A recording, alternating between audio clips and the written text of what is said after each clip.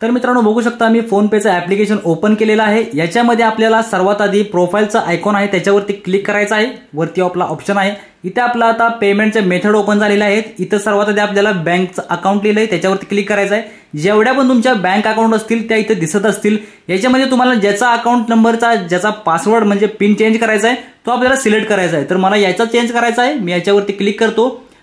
इथे बघू शकता आपलं बँकेची डिटेल आलेली आहे आणि यूपीआय पिन सेट झालेला आहे, याचा ऑलरेडी एक्झिट आहे असं दाखवत आहे।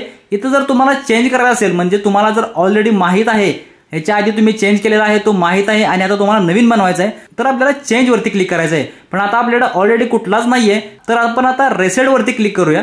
रिसेट वरती क्लिक केल्यानंतर तुम्हाला पहिला माहित नसेल तर आपण नवीन डायरेक्टली बनवू शकतो।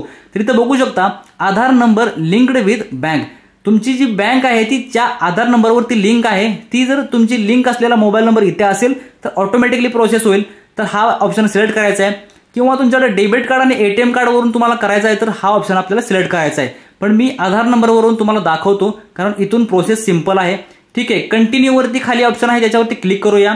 प्रोसेस होत आहे। इथे बघू शकता आपला आधार कार्डचे पहिले जे 6 नंबर आहेत ते आपल्याला इथे टाकायचे आहेत, तर ते मी टाकून घेतो।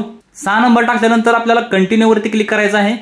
कंटिन्यू केल्यानंतर आपल्या आधार कार्डवरून एक ओटीपी येईल। आता हा बँकवरून आलाय आणि बँकेवरून पण येईल, बघू शकता दोन्ही पण ओटीपी आलेले आहेत। आता हा ऑटोमॅटिकली घेतलेला आहे, इथं ओके करूया। त्याच्यानंतर बँकेचा पण ऑटोमॅटिक घेतलेला आहे, इथं पण ओके करूया। आता आपल्याला 6 डिजिटचा आपला यूपीआय पिन सेट करायसाठी मागत आहे। काही लोकांना 4 अंकाचा पण येतो, आता मला आला आहे 6 अंकाचा। ठीक आहे, जास्त बँक असेल तर 6 अंकाचा येतो। तर मी इथं नवीन पिन माझा सेट करतो। एकदा टाकलेला आहे, ओके करायचं आहे। पुन्हा एकदा मागत आहे कारण आपला नंबर चुकू शकतो। 2 वेळा यूपीआय पिन टाकलेला आहे, ओके वरती क्लिक करूया। इथं वाट बघू शकता यूपीआय पिन सेट सक्सेसफुल झालेला आहे। आता जर तुम्हाला सक्सेसफुल झालाय का नाही तो कसा चेक करायचा आहे, चेक बॅलन्स आहे याच्यावरती आपल्याला क्लिक करायचं आहे। इथे एकदा पिन मागेल यूपीआयचं पिन, जे तुम्ही पेमेंट ट्रान्सफर करताना टाकता तसा इथं पिन टाकायचा आहे। तर पिन टाकलेला आहे, ओके वरती क्लिक करूया। बघू शकता इथं बॅलन्स दिसत आहे, याचा अर्थ आपला पिन हा सक्सेसफुल चेंज झालेला आहे। मित्रांनो व्हिडिओ आवडला तर लाईक करायचा आहे आणि चॅनलला सबस्क्राईब पण 100% करायचा आहे।